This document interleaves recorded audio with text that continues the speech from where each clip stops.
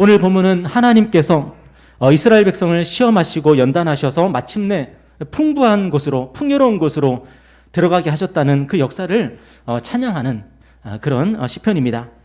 하나님은 이스라엘 백성을 애굽, 이집트에서 건지셔서 광야로 인도하셨습니다. 그리고 광야에서 건지셔서 가나안 땅으로 인도하셨습니다.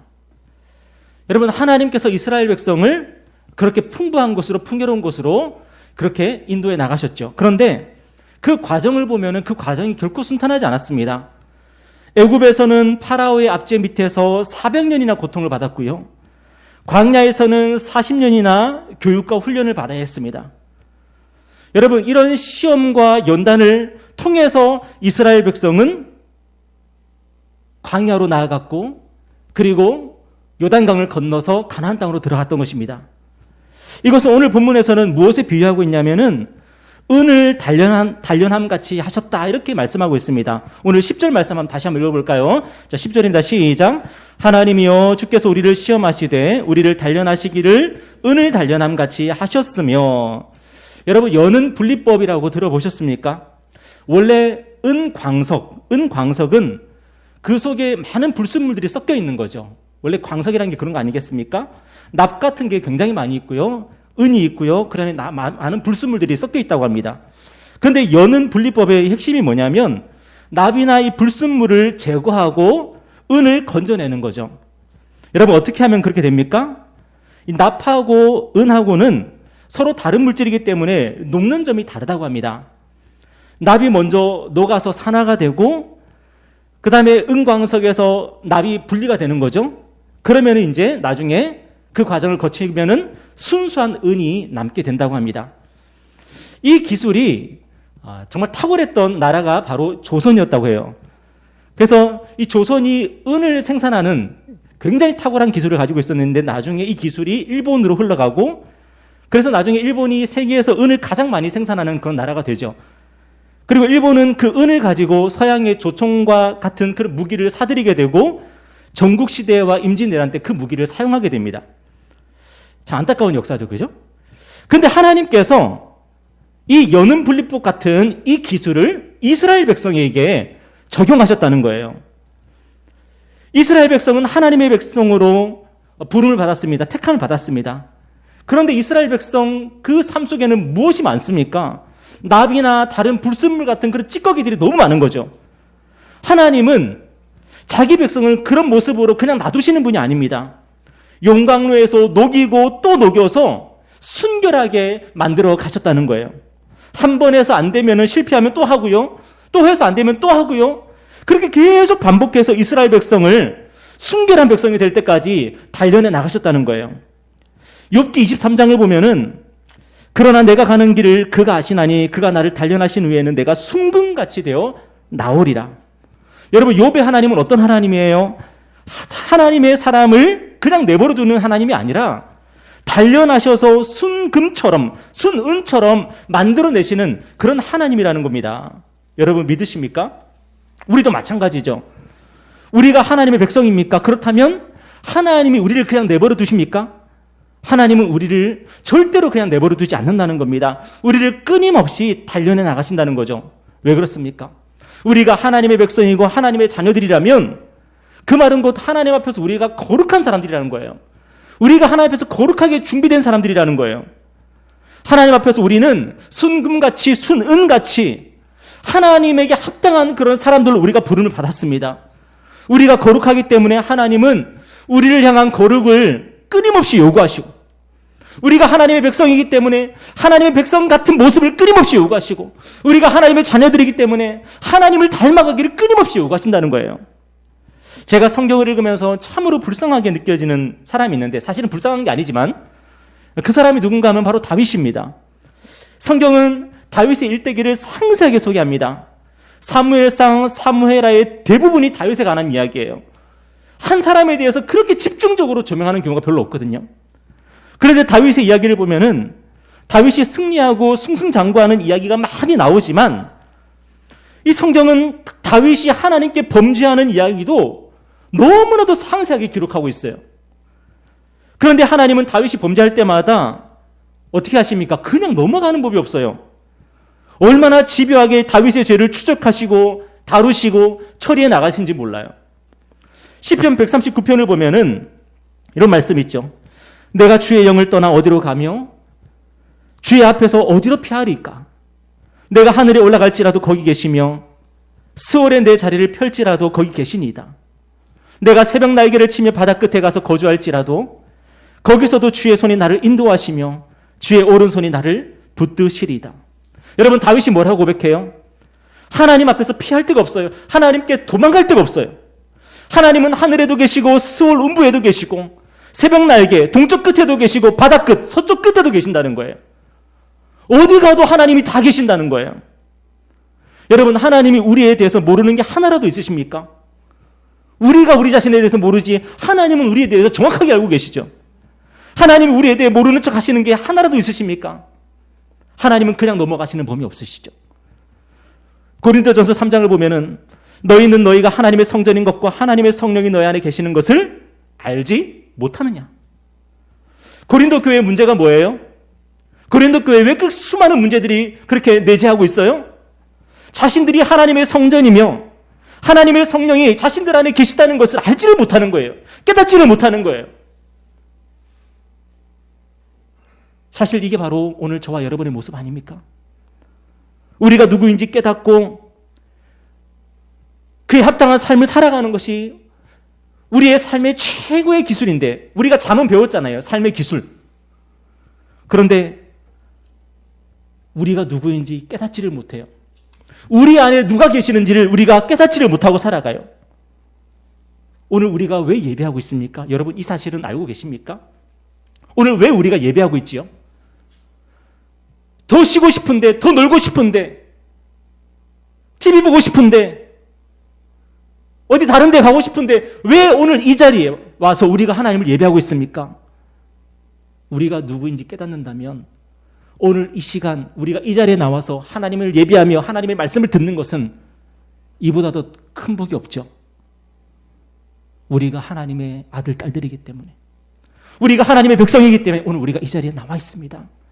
하나님을 찬송하고 하나님을 높여드리며 하나님께 기도하며 아프가니스탄의 교회를 축복하며 우리가 말씀을 듣고 그 말씀을 가슴에 새기고 있는 것입니다.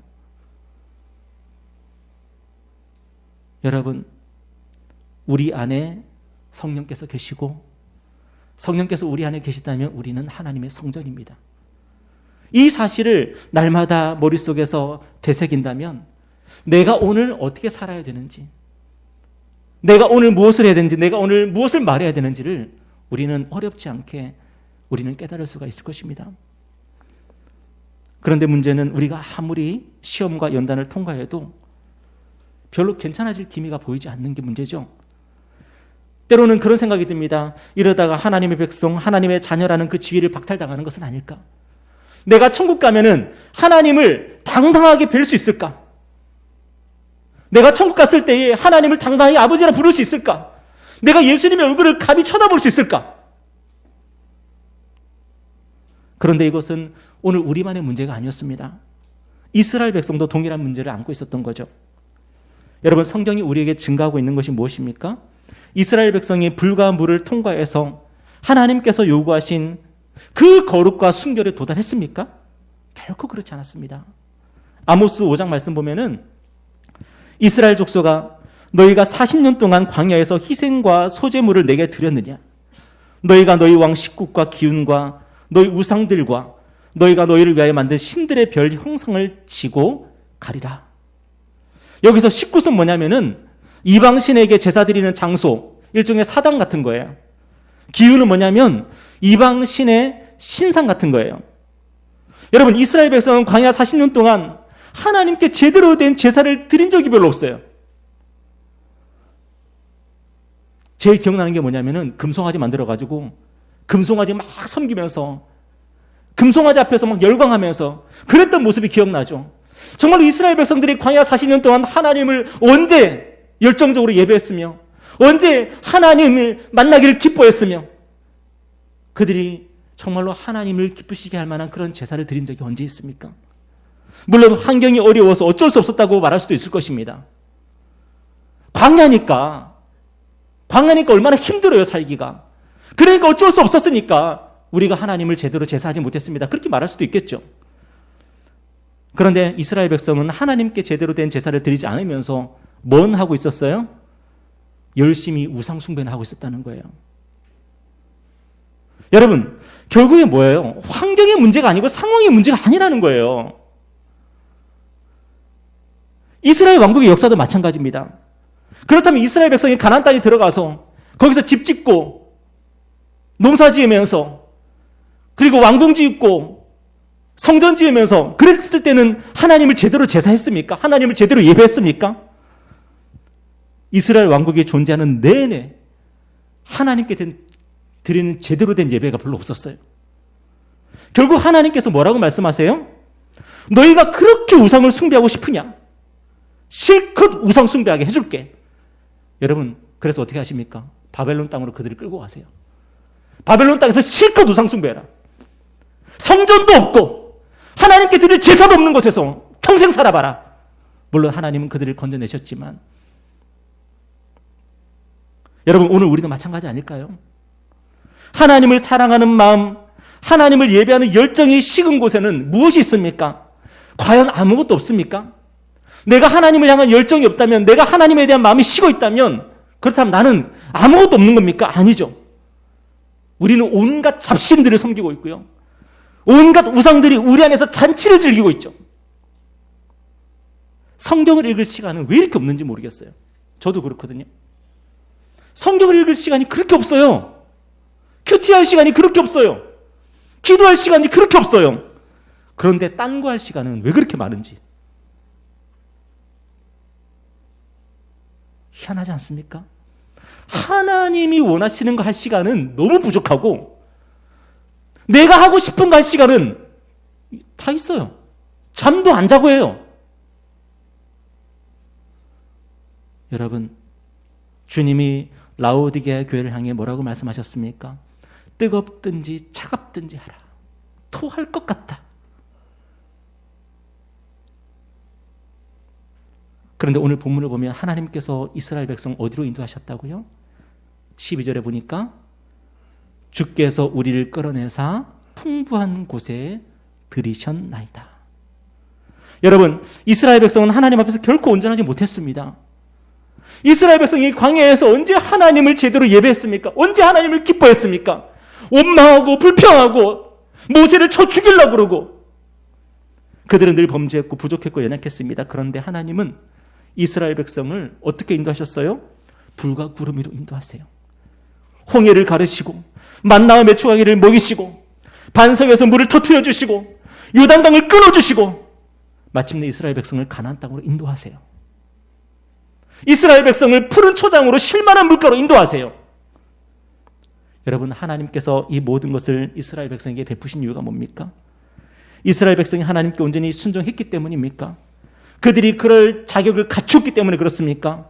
이 모든 것은 사실은 너무나도 심한 비약입니다. 결국 우리가 구약 성경을 읽으면서 찾게 되는 게 있죠. 왜 이스라엘을 하나님께서 축복하시지?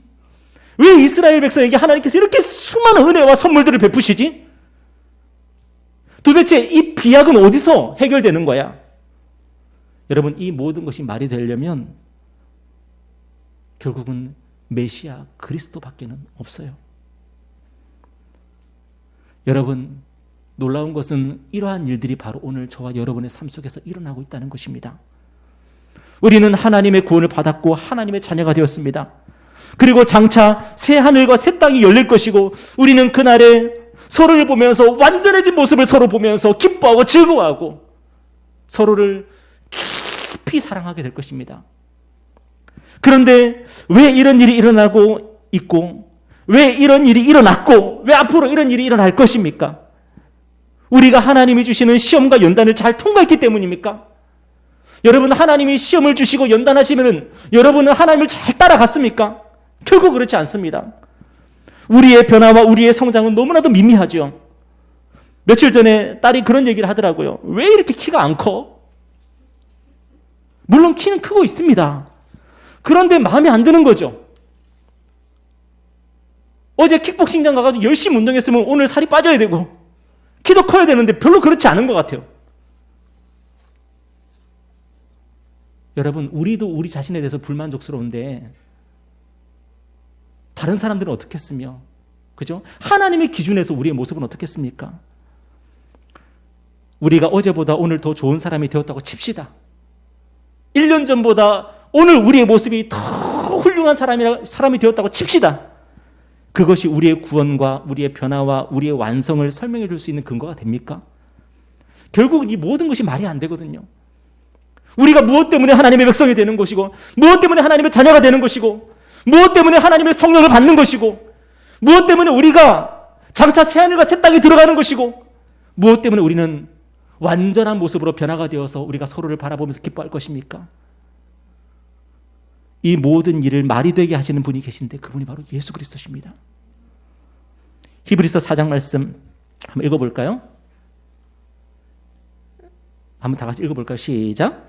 우리에게 있는 대제사장은 우리의 연약함을 동정하지 못하실 리가 아니요 모든 일에 우리와 똑같이 시험을 받으신 이로되 죄는 없으시니라.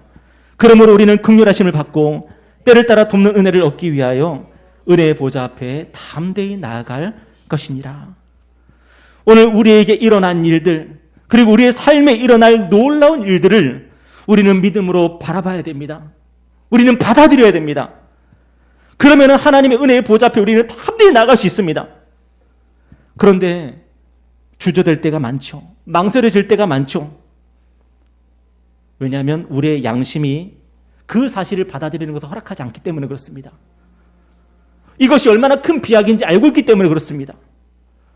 내 삶이 이러한 모습인데, 내 형편이 이러한데, 내가 하나님의 자녀라는 사실을 받아들이고, 내 성격이 이렇게 녹아났는데, 근데 내가 하나님의 순결한 백성인 것을 받아들이고, 내 재산이 이거밖에 없는데 하나님께서 나에게 모든 것을 구하면 주신다는 사실을 받아들이고, 여러분, 이렇게 믿음으로 살아가는 것이 얼마나 힘든 것인지 아십니까? 왜냐하면 우리의 양심은 알거든요. 우리가 그걸 받을 만한 사람이 아니라는 것을.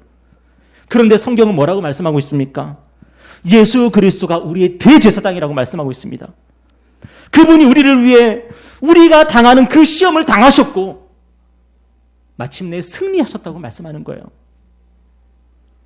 여러분, 구약의 욥기를 보면 욥은 당대 의인이요 완전한 자다 그렇게 말씀하고 있습니다. 여러분, 성경에서 욥만큼 대단한 사람이 없는 거죠. 그런 욥이 하나님의 시험과 연단을 받게 됩니다. 그때 그는 뭐라고 고백합니까? 우리 아까 읽었던 말씀인데요. 욥기 23장에 보면은 그러나 내가 가는 길을 그가 아시나니 그가 나를 단련하신 후에는 내가 순금같이 되어 나오리라. 여러분, 얼마나 훌륭한 고백입니까? 욥은 지금 무엇을 자신하고 있습니까? 내가 하나님의 시험을 받고 있고 내가 연단을 받고 있는 거야. 하나님이 나를 단련하신 후에는 내가 순금처럼 될 거야. 욥은 자신 있게 고백하고 있습니다. 그런데 성경은 욥의 이야기를 뭐라고 말씀하고 있습니까? 하나님의 시험과 연단을 통과하는데 결국 실패했다 그럽니다. 여러분, 욥은 하나님의 시험과 그 연단을 견뎌내지는 못했습니다. 처음에야 하나님을 찬송하는 것처럼 보였고, 처음에야 하나님 앞에 믿음을 고백하는 것처럼 보였지만, 욥의 친구들이 욥을 자꾸만, 욥의 친구들이 뭐예요? 욥의 친구들이 연단하는 도구가 된 거죠, 일종의. 고난만 연단의 도구가 된 게 아니라 욥의 친구들이 와가지고 욥의 그 마음을 뒤집어 놓는 거죠, 계속. 결국에는요, 욥은 꽤 선전했습니다. 적어도 자기 친구들보다는 욥이 의로웠습니다. 하지만 하나님 앞에서 그는 침묵할 수밖에 없었습니다. 하나님 앞에서 그는 잠잠할 수밖에 없었습니다. 하나님, 저는 죄인입니다라고 고백할 수밖에 없었습니다. 그런데 우리에게는 완전한 욥이 계십니다. 그분이 바로 예수 그리스도십니다. 예수 그리스도가 이 땅에 오셔서 왜 하나님이 주시는 시험과 연단을 받으셨습니까? 예수님은 시험 받을 필요가 없으신 분이고 연단 받을 필요가 없는 분이죠. 우리에게 시험과 연단을 주시면 주셨지 그분이 받을 필요는 없었습니다. 그런데 왜 우리 주님이 이 땅에 오셔서 시험을 받으시고 연단을 당하셨습니까? 바로 우리 위해서 당하신 거예요. 우리 위해서. 그리고 그분은 그 시험과 모든 연단 끝에 하나님이 요구하셨던 완전한 의의 열매를 맺으셨습니다. 그 의의 열매가 무엇입니까? 부활이에요, 부활. 예수 그리스도는 부활하셔서 그분이 모든 시험과 연단을 이겨내시고 통과하시고 하나님을 기쁘시게 해드렸다고 선포하셨습니다. 여러분, 예수님의 이 승리가 누구를 위한 승리예요? 오늘 저와 여러분을 위한 승리예요. 예수님은 오늘 저와 여러분의 대제사장이 되신 거예요. 우리가 하나님께 나아갈 수 있도록, 예수님의 이름으로 하나님께 나아갈 수 있도록 그분이 우리에게 놀라운 은혜를 베푸신 거예요. 우리는 하나님의 자녀고 하나님의 백성이죠. 하나님은 우리를 향한 의와 거룩의 요구를 멈추지 않으실 것입니다. 너희는 거룩하여라. 너희는 거룩하여라. 너희는 서로 사랑하여라. 너희는 서로 사랑하여라. 하나님은 이 요구를 멈추지 않으실 것입니다. 어제 아이들과 함께 청소년 수련관에 가서 겨울왕국 1편, 2편을 섭렵을 했습니다. 대단하죠, 그죠? 그런데 제가 겨울왕국 2편을 보면서 참 감동이 있더라고요. 엘사가 자꾸만 어떤 노랫소리를 듣게 되는 거예요. 하는 소리. 그 노랫소리는 누군가가 엘사를 부르는 소리입니다. 엘사는요, 그냥 자기 인생 살고 싶었습니다. 자기 삶을 살고 싶었습니다. 그냥. 자기 왕국 속에 갇혀서 그냥 그렇게 살고 싶었습니다. 행복하게 그냥. 그런데 엘사가요, 그 노래를 계속 듣는 거죠. 그 노래를 거절할 수가 없는 거, 거부할 수가 없는 거죠. 결국에는 엘사가요, 그 노래를 듣고 결국은 그 노래에 응답하면서 나아가게 됩니다. 그리고 자기에게 주어진 과부를 완수하게 되지 않습니까? 여러분, 하나님도 우리를 부르시고 우리에게 명령하시기를 멈추지 않으실 것입니다. 여러분이 여러분 자신을 위해서 나는 이렇게 살고 싶어 그냥. 나는 나의 행복과 나의 만족을 위해서 그냥 나의 쾌락을 위해서 나의 기쁨을 위해서 나 이렇게 살고 싶어. 그럴 때에 어디선가 우리는 하나님의 음성을 또 듣게 될 것입니다. 너는 누구냐? 너는 내 종이다. 네가 선 곳은 거룩한 곳이니 네 발의 신을 벗어라. 하나님은 우리를 부르시고 또 부르실 것입니다. 그리고 우리에게 명령하시고 또 명령하실 것입니다. 왜요? 우리가 하나님의 거룩한 백성이니까요. 우리가 구원을 받은 것은 우리 자신을 위해서 살라고 부름받은 것이 아니라 우리 주 예수 그리스도를 위해서 살라고 부름받은 것이니까요. 여러분, 우리가 이 하나님의 부름과 명령을 기쁨으로 받고 응답할 수 있는 이유가 무엇입니까? 바로 예수 그리스도가 우리를 위해서 그 부름과 그 명령 앞에 온전히 응답하시고 온전히 순종하셔서 이미 승리하셨기 때문에 그렇습니다.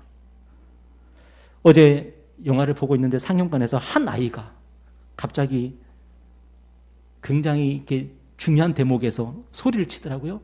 저거 결국 엘사가 이겨요.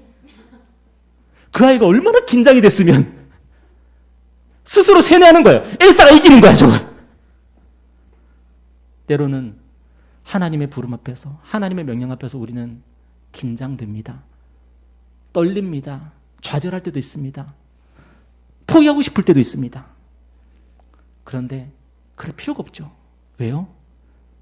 예수 그리스도는 승리하셨습니다. 우리를 위해서 승리하셨습니다. 그분 자신을 위해서 승리하신 것이 아니라 우리를 위해서 그 모든 일을 하셨습니다. 우리도 힘들고 어려울 때 뭐라고 외치면 돼요? 예수 그리스도가 이기셨어요. 예수 그리스도가 승리하셨다고 선포하면 되는 거죠. 여러분, 하나님께 조금 순종했을 때에도 여러분은 외치십시오. 예수 그리스도가 완전하게 승리하셨고, 여러분이 실패하고 넘어졌을 때에도 소리치십시오. 예수 그리스도가 나를 위해서 승리하셨습니다. 그러므로 기쁨으로 하나님의 부름 앞에, 하나님의 명령 앞에 응답하십시오. 수능 시험은 이미 끝났습니다. 할렐루야 아닙니까? 예수께서 우리를 위해서 이미 만점을 받아 놓으셨습니다. 수능 시험은 끝났습니다. 이제 우리 앞에 놓인 시험은 무엇입니까? 쪽지 시험. 여러분, 쪽지 시험은 봅니다. 그래야 공부를 할 거 아니에요. 그래야지 배울 거 아니에요. 잘 풀면 칭찬을 들을 것이고, 혹시 잘 못 풀면 꿀밤 맞거나 아니면은 사탕 하나 더 얻어먹을 것입니다. 중요한 것은 우리 인생을 결정하는 수능 시험은 끝이 났다는 것입니다. 예수께서 우리를 위해서 만점을 받아 놓으셨습니다. 여러분은 수능 만점자들이십니다. 매일같이 우리에게 주어지는 이 쪽지 시험을 잘 보시기 바랍니다. 하나님께서 시험 보기를 멈추지 않으실 것입니다. 여러분 공부 열심히 하시고, 그래서 시험 잘 보시고, 그래서 하나님을 기쁘시게 하는 하나님의 자녀들 되기를 주님의 이름으로 축복합니다. 기도하겠습니다.